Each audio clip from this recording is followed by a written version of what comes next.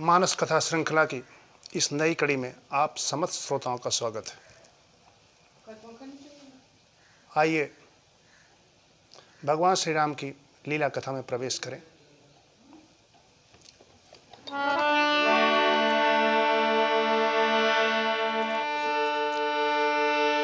बोले सियावर रामचंद्र भगवान की जय। कर्पूर गौरम करुणावतारम संसार सारम भुजगेन्द्रहारम सदा वसंतम हृदयारविंदे भवं भवानी सहितं नमामि।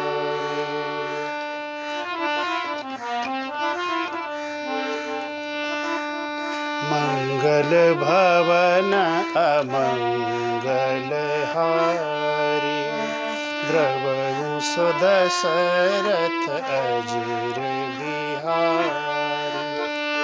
सीताराम चरण रति मोरे अनुदिन बढ़हु अनुग्रह तोरे। अनुदिन बढ़हु अनुग्रह तोरे। बोले सियावर रामचंद्र भगवान की जय। प्रभु के जो प्रिय पात्र हैं, जो उनके परम भक्त हैं, उनकी परम आह्लादनी शक्तियां जो हैं, माया रूप में लीला में सहयोग करती हैं। उनके प्रेम को और प्रकाशित करने के लिए जगत में लीला चरित्र को और प्रकाशित करने के लिए प्रभु उन सबकी परीक्षा लेते हैं। मैया पार्वती की परीक्षा सप्तर्षियों के द्वारा भगवान भोलेनाथ ने ली, जिसकी चर्चा में आप इस कथा को सुन रहे हैं। इसी प्रकार से भगवान राम ने मैया सीता की परीक्षा ली, उनके प्रेम को जगत में प्रकाशित करने के लिए।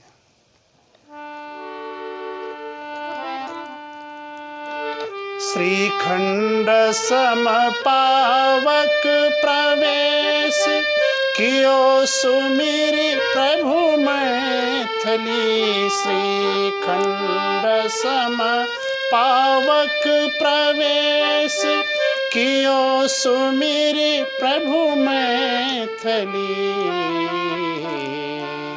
लंका कांड में अग्नि में प्रवेश करवा करके सीता की परीक्षा ली भगवान राम ने। और इस प्रसंग में सप्तर्षियों के द्वारा भगवान भोलेनाथ परीक्षा ले रहे हैं मैया पार्वती के प्रेम की।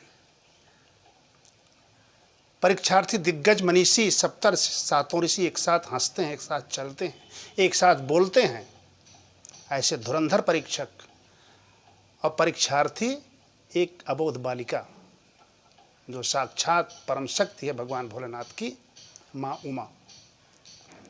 स्वयं परीक्षक शरणागत हो गए परीक्षार्थी के। जब आए थे तब प्रणाम नहीं किया माता उमा को सप्तर्षियों ने, तब प्रणाम नहीं किया, क्योंकि तब प्रणाम करते तो उनको माँ कहकर प्रणाम करना पड़ता, और माँ की परीक्षा लेते तो अनुचित व्यवहार हो जाता। इसलिए जब आए तो सिर्फ प्रश्न पूछा कि ही अवराधौ का तुम चाहो, हम सन सत्य मरम किन कहबो। शैल कुमारी कहा, कुमारी कहा। लेकिन जब परीक्षा पूर्ण हो गई, परीक्षा जब ले लिया, आश्वस्त हो गए, तब उनको प्रणाम किया। तुम माया भगवान शिव सकल जगत पितु मातु। नाई चरण सिर मुनि चले, पुनि पुनि हर्षित गातु। मैया आप माया हैं और भगवान भोलेनाथ शिव हैं। आप दोनों का संबंध नित्य है, लेकिन हम तो भोलेनाथ के आदेश से ही आपकी परीक्षा के लिए आए थे, जैसी उनकी इच्छा थी। और जय जय जगदम्बिके भवानी कह करके बार बार जय जयकार करके चले गए। और इस समाचार को जाकर सुनाया उन्होंने भगवान भोलेनाथ को।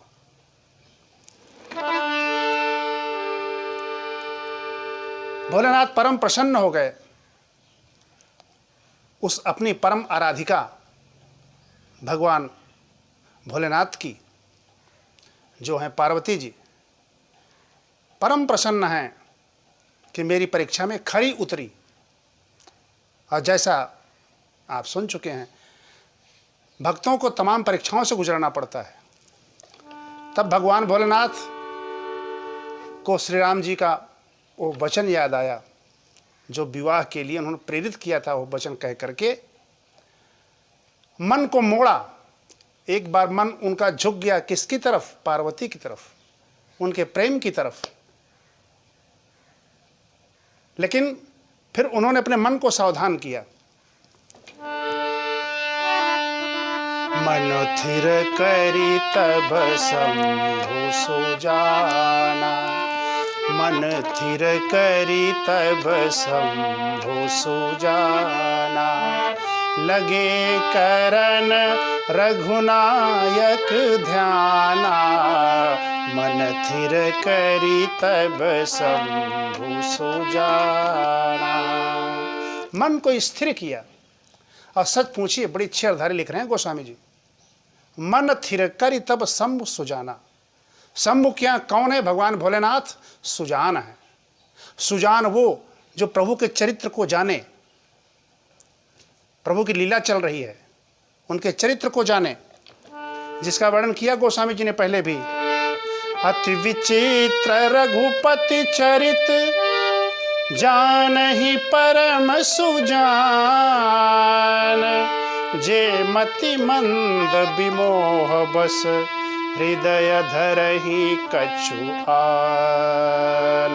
परम सुजान लोग ही जान रहे हैं उनके चरित्र को, इसलिए अपने मन को समझाया, मन उनके मोहक चरित्र में मत आओ। बल्कि गोस्वामी जी ने उपदेश दिया कि अगर आप की गृहस्थी बढ़िया बस जाए, सुंदर धर्मपत्नी मिल जाए, जगत के व्यवहार में आप प्रतिष्ठा बढ़ जाए, तो अपने मन को जगत में मत रमाइए, सांसारिकता में मत रमाइए। क्योंकि मन बड़ा बेईमान है। अगर उधर भटक गया तो इस संसार के मेले में खो जाएगा। फिर आप प्रभु को खोजते रह जाएंगे, उस आत्म तत्व को खोजते रह जाएंगे, लेकिन आपको मिलेगा नहीं। और आप सब तो जानते हैं मेरे मानस प्रेमी श्रोताओं, ये पूरी कथा ही मन के लिए गोस्वामी जी ने सुनाया है और बार बार मन को सावधान किया है। मन को सावधान क्यों किया? कि मन हमेशा असावधान रहता है, भटकता रहता है। चंचलम हि मनः कृष्ण प्रमाथि बलवदृढ़म। अर्जुन ने ही प्रश्न पूछा भगवान योगेश्वर श्री कृष्ण जी से, कहा भगवान आप तो कहते हो मन को वश में करो, लेकिन मन तो बड़ा चंचल है। मन का स्वभाव प्रमथन है, वो इंद्रियों को मथता है, प्रमथन स्वभाव का है ये मन। इसको कैसे वश में किया जाए? तो गोस्वामी जी ने लिखा, अस प्रभु दीन बंधु हरि कारण रहित दयाल। जहां संसार में मन भटकने लगे, जहां मन व्याकुल हो जाए, जहां आतप्त हो जाए, जहां ये सांसारिकता में अपने को मोह में डालने वाला हो जाए, वहां पर क्या करो? अस प्रभु दीन बंधु हरि कारण सहित दयाल, तुलसीदास सठते ही भजो छाड़ी कपट जंजाल। ये जो कपट युक्त व्यवहार है संसार का, ये जंजाल है, इसको छोड़ करके राम को भज। ऐ सठमन हर जगह सावधान किया है।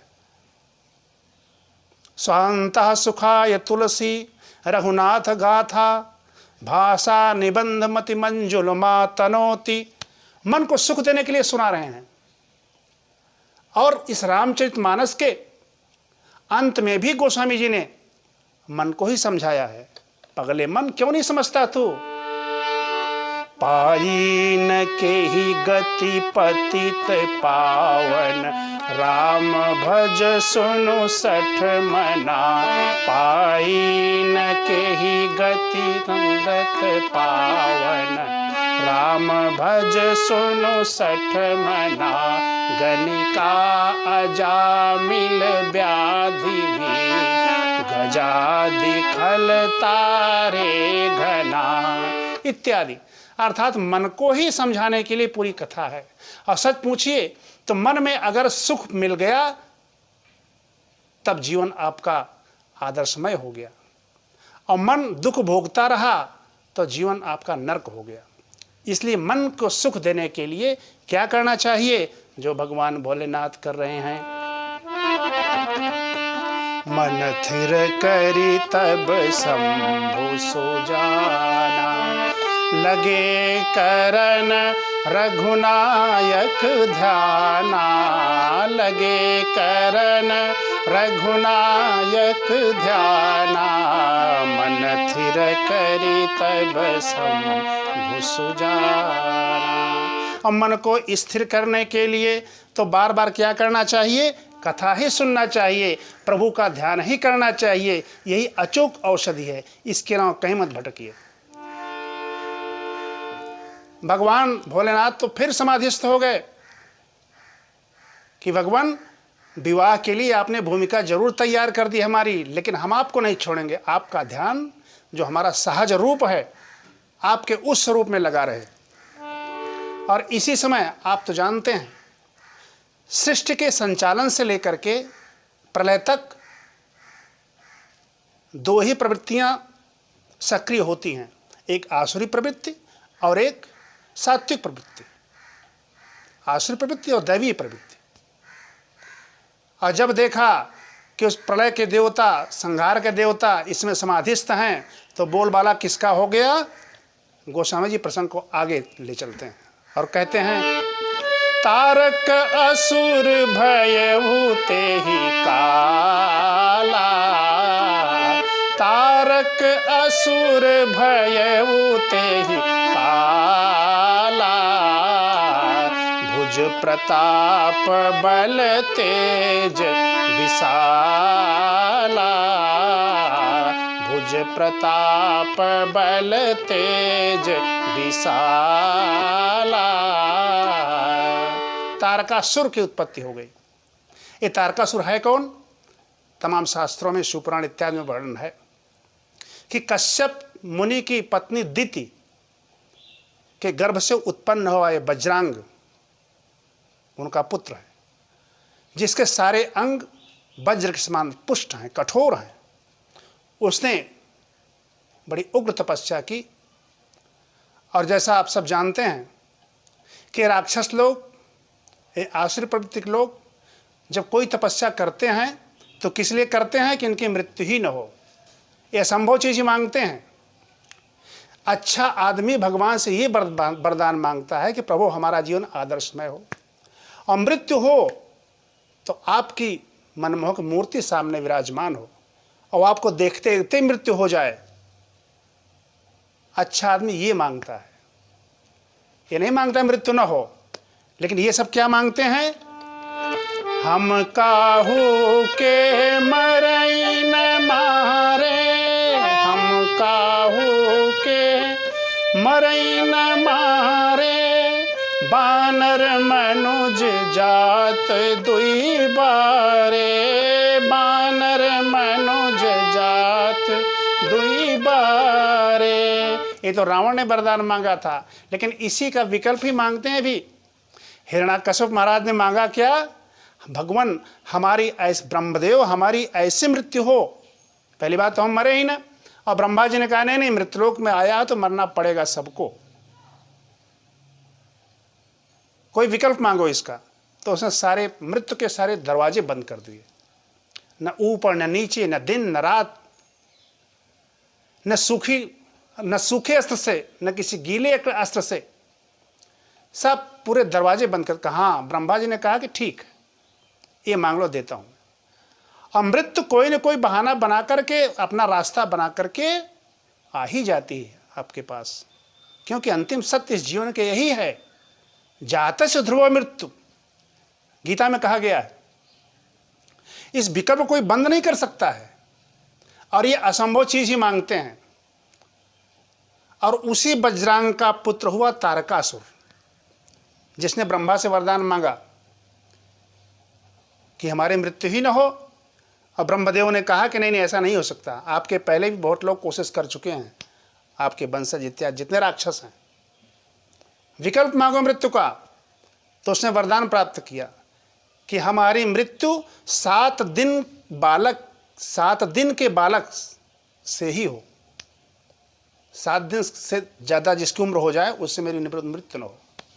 और दूसरा वरदान मांगा कि वो बालक कौन हो, भगवान भोलेनाथ का पुत्र हो, उनके वीर से उत्पन्न पुत्र हो, न तो उसका भाव पुत्र हो, न शिष्य भी पुत्र होता है, जिसको आप बेटा मान लो वही बेटा होता है, पुत्र होता है। लेकिन बड़ा चतुर है वरदान मांगने में तारकासुर। उसने कहा कि जो भगवान भोलेनाथ के शुक्र से उत्पन्न पुत्र हो, उसी से मेरी मृत्यु हो। क्योंकि उसे पता है कि भोलेनाथ समाधि में चले गए हैं, अखंड समाधि है इनकी, पता नहीं कब टूटेगी, और उसके बाद जब जगेंगे तो इनको मनाने वाला कौन है विवाह के लिए। ये तो पहले ही सती के विवाह से कटु अनुभव ले चुके हैं अपने जीवन में, मानेंगे ही नहीं। इसलिए उसने वरदान मांग लिया। और फिर जब वरदान प्राप्त हो गया तो मनमाना आचरण करना शुरू कर दिया। क्या किया? ते ही सब लोक लोकपति जीते, ते ही सब लोक लोकपति जीते, भय देव सब संपत्ति रीते, भय देव सब संपत्ति रीते। खाली कर दिया, देवताओं को भगा दिया। सारे के सारे हाथ जोड़कर आ गए ब्रह्मदेव के पास। ब्रह्मा जी, रक्षा करोगे तभी हम लोग रह पाएंगे, नहीं तो गए काम से। आप तो ऐसे वरदान देकर आ जाते हैं कि वो विपत्ति हमारे ऊपर नाचने लगती है। आत्मघाती वरदान क्यों देते हैं आप? ब्रह्मा जी ने कहा कि देखो, उसने तपस्या की तो वरदान देना हमारा कर्तव्य है, ये विधान है, और जो उसने मांगा उसको हमको देना पड़ा। लेकिन आइए उस सबका विकल्प ढूंढें। ये राक्षस जो तारकासुर नाम का है, इसकी मृत्यु भगवान भोलेनाथ के पुत्र से ही होगी, और कोई विकल्प नहीं है इसका। और वो भोलेनाथ अभी समाधिस्थ हो गए हैं, उनको जगाएगा कौन? सब सन कहा बुझाई विधि, धनुज निधन तब हो, शंभु शुक्र संभूत सुत, यही जीतई रन सोई। तो भोलेनाथ की समाधि को कौन भंग करेगा? उनके कोप का भाजन बनना पड़ेगा, लेकिन किसी न किसी को बलि का बकरा बनना पड़ेगा, ये भी बात सत्य है। और ये देवता लोग अपना काम सिद्ध करवाने में परम चतुर हैं, जैसे तैसे अपना काम सिद्ध करवा लेते हैं। और एक ही विकल्प उनको सूझा। गोस्वामी जी उसी का संकेत इस अर्धाली में करते हैं।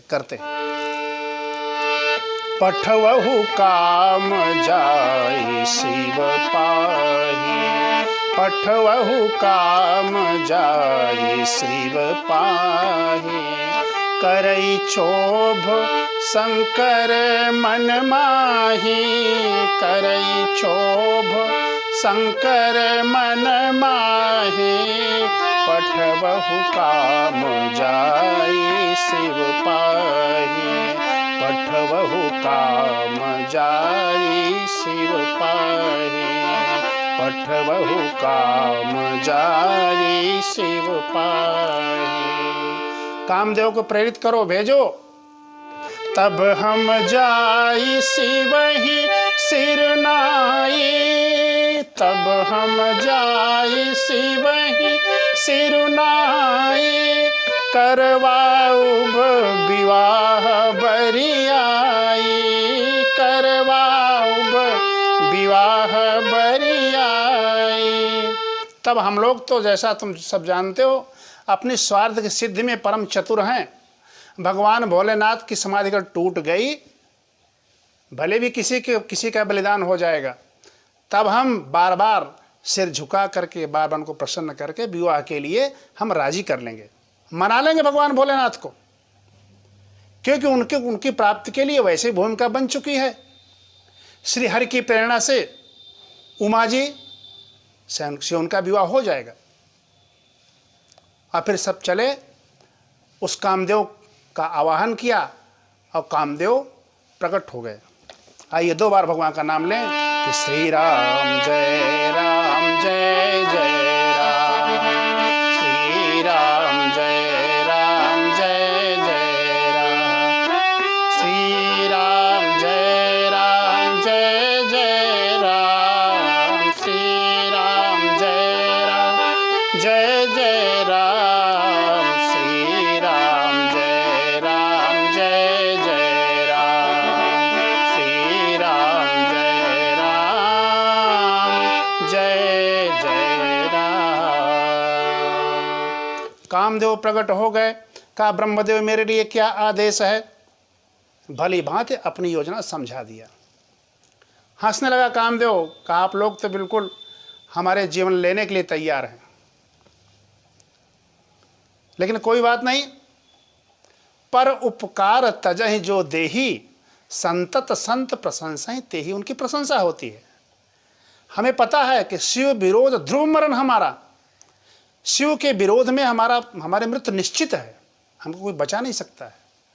लेकिन फिर भी आपका हित है और परहित सरिस धर्म नहीं भाई, इसलिए परोपकार में मैं अपना देहोत्सर्ग करूंगा। और चला भोलेनाथ की तरफ अपने सहायकों को लेकर के। अरे है कौन? विषम बाण झक केतु, ये 5 बाणों को धारण करने वाला कामदेव है। और यह स्थान इसका स्थान कहाँ है? हृदय में रहता है। हृदय निकेत इसको कहा गया। ये मन को अस्थिर कर देता है। और हमारा मन कब अस्थिर होता है? जब भगवान के चरणों में मन लगा रहता है तब तो ये स्थिर हो जाता है। लेकिन भगवान के चरणों से हट करके जब इसका मन संसार में भ्रमण करने लगता है तो ये अस्थिर हो जाता है। और आप तो जानते हैं स्थिर मन सुख का कारण है और अस्थिर मन बंधन का कारण है। मनः एव कारणम बंध मोक्षयो।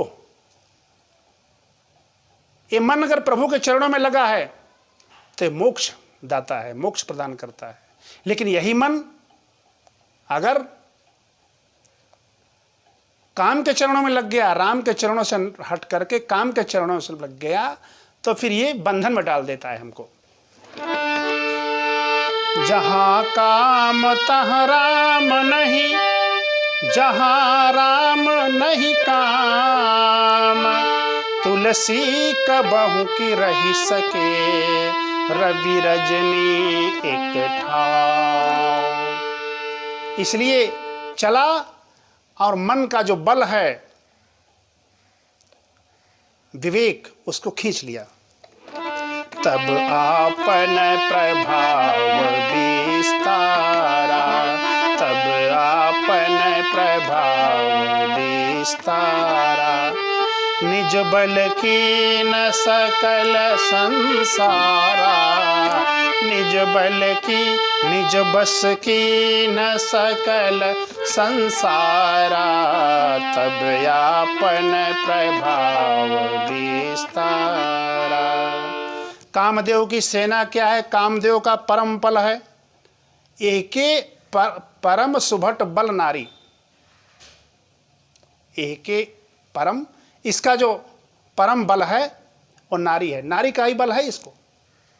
और इस कामदेव ने किसी देवता को नहीं छोड़ा। भगवान शिव की परीक्षा लिया इसी ने।